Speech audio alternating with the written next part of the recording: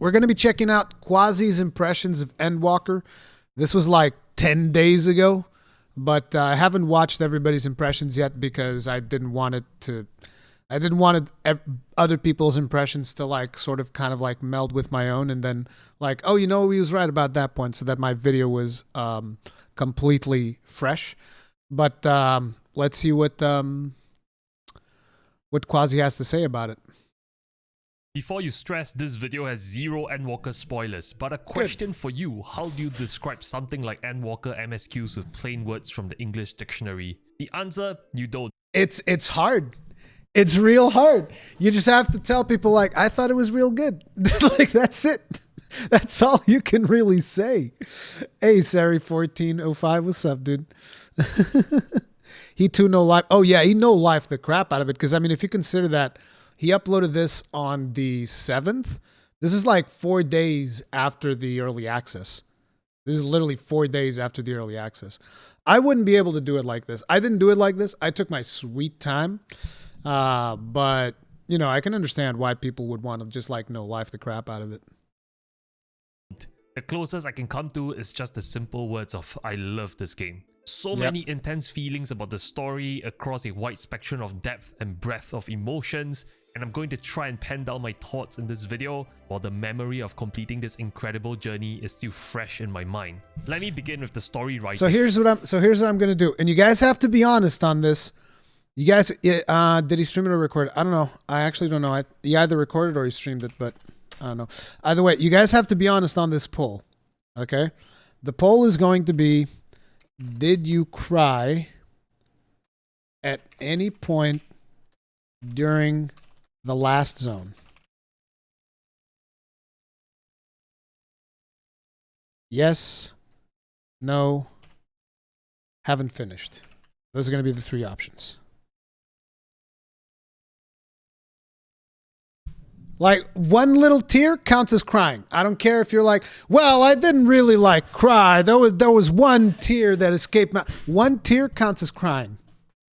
You guys got to be honest. No, don't lying on me now. No lying. Is losing count an option? No, it's just say yes. And instead of telling you how good the story writing is, let me give you an anecdote that will illustrate how good it is. There comes a certain point in the story where all rational thought goes out of the window, including my sleep cycle and my commitments as an adult. Damn. And even though my tired and rational brain tells me to go to sleep, the adrenaline and the raw emotions the story stirs up in my heart keeps me going. I played for 24 hours in a row in the very final stretch, and as I record this video I can feel the fatigue in my body, and yet I know it was worth it. Dude, that is not healthy. That is not playing 24 hours in a row. Like, that would really mess me up. I can't, like, at my age, 39, and being overweight and having stomach problems, that might actually kill me. So, yeah, gotta be careful with that, Quazii. I'm not sure how old Quazii is, but you gotta be careful with that shit, man. And also, let's see, 62% of people said that they cried during the last zone. So here's the results, guys. Okay? 62% of you said that you've cried, 23% of you lied, and then 15% of you haven't finished the story yet. So we have 23% of people here that are liars. So that I just wanted to identify those of you who are liars, just letting guys know. Every single second. As cheesy as it sounds, there's just no experience in a video game that comes close to what I've just experienced, and I've been playing video games for 25 years now. This is without a hint of a doubt the highest of highs I've experienced, and what a magical moment it is, and what a time to be alive. Like I said, in my opinion, for me, it doesn't have to be for everyone, the best story I've ever experienced in any form of media. End of. Story sucks you in and it grips you, not in a tight, controlling, vice-like grip, but a warm, nurturing hand that leads you on. As I experience wave after wave of emotions for the characters, people, things, and places I hold dear, that becomes my fuel to forge on, and forge on I did, to the very end. And I cannot wait for you to see the ending for yourself, because in that moment you will realize the beauty of this game lies in its ability to make you feel emotions. Emotions you never thought you were capable of feeling. and it served as a reminder to me of how little we need in life to be happy. The magic of the storytelling in Endwalker dates back to 8 years ago when A Realm Reborn was released. Over these long 8 years, many of us have undoubtedly gone through a lot of growing up in real life. But we have also grown so much more deeply connected to the characters, songs, and places of Final Fantasy XIV. Every tear we shed, every triumphant yell of beating a boss for the first time, every screenshot you have taken of your time in Eorzea with your friends, they add another building block to that massive tower of emotional blocks that you have been building for the world that you have come to love so dearly. And the genius and magic of Yoshi P, Soken, and Ishikawa, as well as the rest of Creative Business Unit 3, is that they did not waste a single fraction of the emotional investment you have built up in the 8 years for Eorzea. Endwalker has intricately weaved so many flashbacks, remastered and remixed soundtracks, leitmotifs, cutscenes that paid a loving tribute to the pivotal moments of those 8 years. Almost as though the team was reminiscing along with the players what a long way we have all come as Yoshi P and team brought down the curtains on an amazing story arc. I've shed This is another thing that I've said as well in my video, which is Endwalker is amazing because of what happened before it, right? Because of the previous expansions. Like, Endwalker can stand on its own with a story that it's telling, but it's not going to hit you at, like, I would argue, again, if you skip to Endwalker, you're going to get about less than 50% of the emotional hits that everybody else is going to get that actually played through Realm Reborn and Heaven's Word and Stormblood, Shadowbringers. You get less than 50% of the emotional impact. Here's more times in Endwalker than A Realm Reborn to Shadowbringers combined, and I still struggle to put into words why or how I lost it at certain points. Endwalker is able to reach deep into the pits of your hearts and minds, especially during key moments of certain cutscenes, just as the right notes of the music hits, to evoke emotion so strong, it is almost as though your towering stack of emotional blocks collapsed and you have emotions from over 8 years worth of the game wash over you. So intense, so relentless, yet so liberating as you reach the very end. I actually felt physically breathless at certain points, be it from yelling at my monitor or yelling superlatives at the screen. The mad team at Creative Business Unit 3 has pulled it off, and I can't quite believe how they have done so convincingly. I didn't We yell thought at the Heaven's screen. Ward was good. I did They cry. showed you they still had many tricks up their sleeves in Shadowbringers. And just when you thought that was the pinnacle of storytelling and it can't get any better, and you're trying to tell yourself to temper your expectations for Endwalker because there's no way they're going to beat the highs of 5.0 and 5.3, for fear you might be disappointed with Endwalker, Yoshi P and team demonstrates that they have yet to use their LB3s all along, and they blew Endwalker's storytelling out of the water without a hint of a doubt. Never in my wildest dreams will I ever imagine or begin to even fathom the genius of Ishikawa's story writing and plot, and even after beating the story, I'm still in awe of how Endwalker was able to tie up all the loose ends going back to A Realm Reborn to Shadowbringer in such an elegant fashion. There is unpredictability in the predictable, twist in the obvious, logic in the crazy, humor in the darkest of moments. Such is the hallmark of a grandmaster in storytelling, one that has left me clapping to myself in the middle of the night like I was a child all over again. And what can I say about the music? We already know Soken is the modern day Mozart coming into Endwalker. The bar was high following Shadowbringers, and Soken used Endwalker as a means to remind the world that his musical brilliance knows no bounds. There were tracks that took my breath away the very instant something clicked in my head to register that this is a new track as a variation to songs that I've held so close to my heart from previous expansions. There were tracks that absolutely floored me good. as I sat there dumbstruck, unable to proceed with the next line of dialogue, as I sat there in silence, rooted by how moving these brand new musical pieces were. And in that very moment, I recalled reading a And it's quote. like I've said multiple times that like the music from the last area really hit me, but I'll tell you what, like old Charlean music and Radzat Han, like dude, I don't know why, but those two tracks in particular, old Charlean, both the day and night version and Radzat Han, they give me Xenoblade Chronicles X vibes.